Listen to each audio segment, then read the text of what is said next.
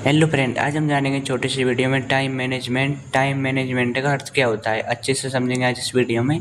Time management का अर्थ क्या होता है। हिंदी अर्थ: समय प्रबंधन, समय की योजना, समय का सदुपयोग।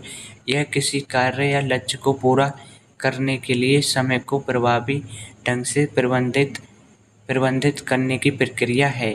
एग्जाम्पल के साथ समझेंगे इसी को। Example 1: effective time management help as a balancing work and personal life in the अर्थ।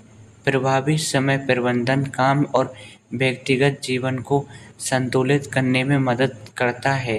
मैं आशा करता हूँ फर्स्ट एग्जाम्पल बहुत अच्छी समझ में आ गया होगा। Example 2: she took a course to improve her time management skills in the अर्थ। उसने अपने समय प्रबंधन कौशल और सुधारने के लिए एक कोर्स किया।